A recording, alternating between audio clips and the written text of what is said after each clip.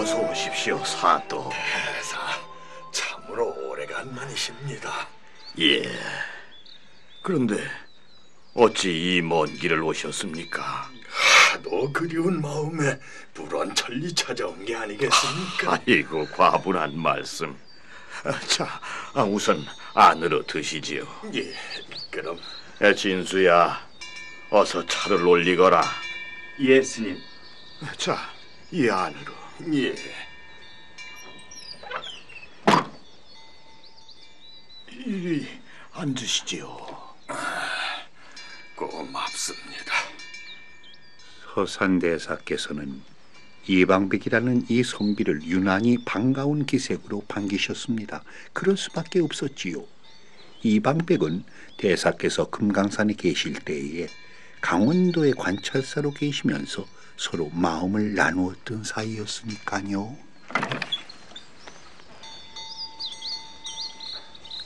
스님, 차 올리겠습니다. 뭐냐?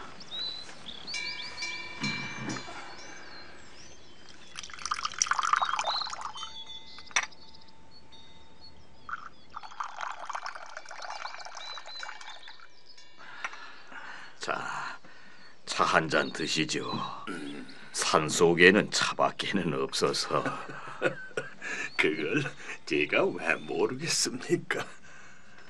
대사께서는 이방백의 행색을 살피시면서 의아해지지 않을 수가 없었습니다. 그런데 사또께서는 어찌 평복으로 이렇게... 예, 그야 관직에서 떠났으니까요. 아니, 관직에서 떠나시다니요? 자의라고나 할까요, 타의라고나 할까요? 내가 맡은 관직에 환멸을 느끼고 있던 차에 들리는 소리가 달갑지 않아서 미련 없이 관복을 벗어던지고 말았답니다. 사또라 부르지 마십시오. 듣기 거북합니다. 서산대사께서는 이방백의 설픈 노털 웃음 속에 당시의 조정이 어지럽게 돌아가고 있음을 직감할 수가 있었지요. 내 눈에 비친 이방백은 청렴결백하고 백성을 자식처럼 사랑하던 분이었다. 이런 분이 관계에 발붙이지 못한다면 아무래도 국정이 올바른 방향으로 흘러가지 못하고 있다는 증조가 아니겠는가. 대사께서는 이방백을 통해 당시 세상 돌아가는 전황을 알아보고 싶어졌습니다. 영공, 그간의 세상 돌아가는 이야기를 듣고 싶습니다. 신왕께서 즉위하신 지 5년입니다. 요즘은 좀 안정이 되었습니까? 안정이라고 볼 수는 없을 것 같습니다. 그럼 여전히 혼란스럽다는... 아직 겉으로 시끄럽지는 않습니다. 하지만 제 느낌으로는 앞날이 결코 밝지는 않을 것 같습니다. 그렇다면 서로 세력 겨루기라도 하고 있다는 뜻입니까? 그 말씀이 옳은 것 같군요. 산승이 알아 뭘 하겠습니까만 빈도 또한 나라의 은혜를 입고 있는 몸이라 종사의 일이 염려되지 않을 수가 없습니다. 안 그렇겠습니까?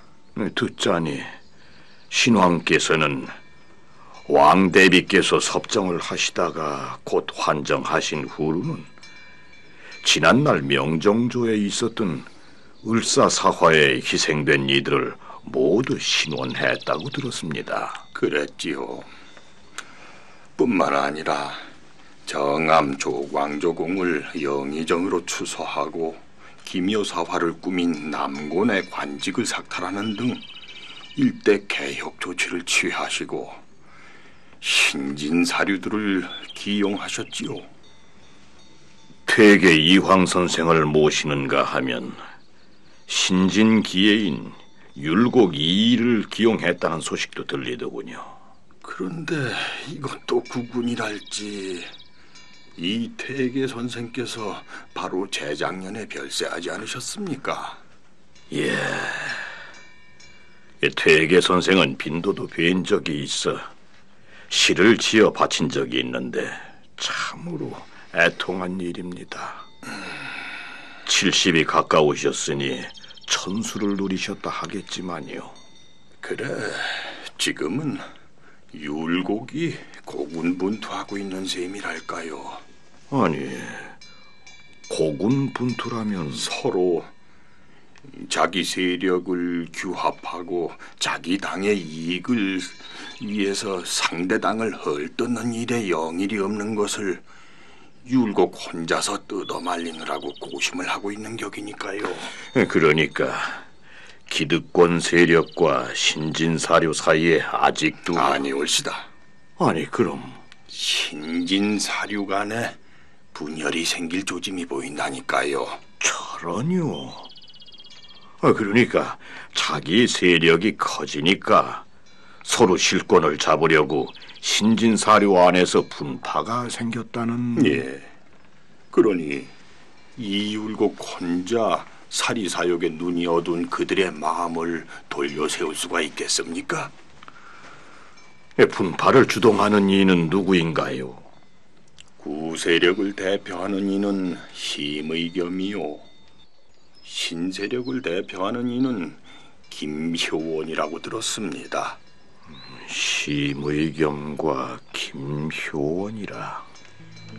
구세력의 대표격인 심의겸은 딴 사람 아닌 선왕 명종비 인순왕후 심씨의 동생이었습니다. 그는 비록 외척이기는 하나 명정조의 이량이라는 자가 사화를 일으키려 하자 왕의 비밀 지령을 받아 사화를 막은 일이 있어 사류들 간에 이름이 나 있었지요. 한편 신세력의 대표격인 김효원은 김종직 학파의 신진기예였습니다. 그들의 갈등은 날이 갈수록 첨예화돼서 후에 영종주부사 이중경이 임종 때 선조께 상소하기를 조정의 붕당에 징조가 있으니 그 살을 깨트려야 하나이다 라고 했을 정도였다고 하지요. 이런 사정을 말하며 이방백은 말씀하시는 것이었습니다. 요즘 도성의 형편을 보면 대사에 향로봉 시를 생각하게 됩니다. 향로봉 시를요?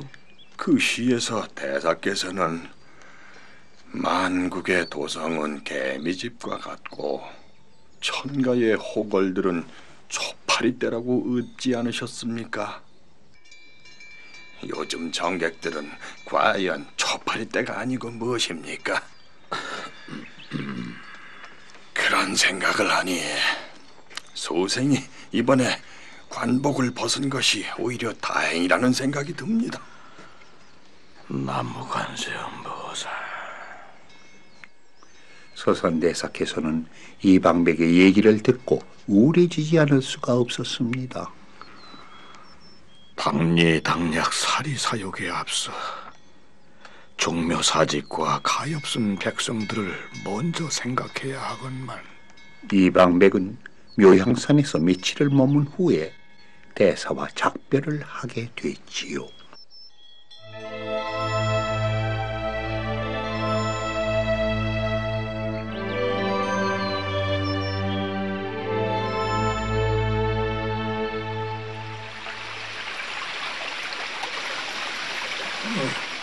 이렇게 떠나시렵니까?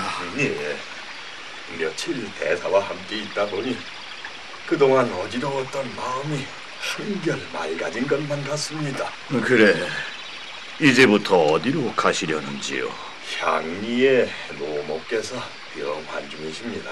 저런요. 이 기회에 소홀했던 노모를 보살필까 합니다. 고마운 일입니다. 낙향에 계시다 보면 좋은 소식이 있겠지요. 세상 일 또한 무상하니까요. 자, 그럼 안녕히 계십시오. 살펴가십시오. 안녕히 가십시오. 오, 그래. 대사께서는 이렇게 떠나는 이방백을 위해 시 한 수를 남기시지요.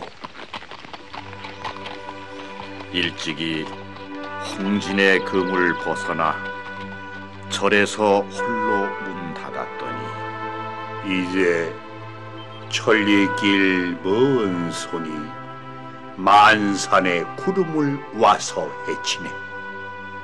바위에 돌아오니 학이 짝을 잃었네. 배나무 정자에서 이로부터 이별이라 달을 대하면 다시 그대 생각하리. 이방백의 모습이 산 아래로 멀어져 사라지자 서산대사께서는 혼자 중얼거리신 것이었습니다. 이방백과 금강산에서 어울릴 적에는 그래도 패기만만한 젊은이였지. 그런 대사의 귀에 아련히 울려오는 소리가 있었습니다.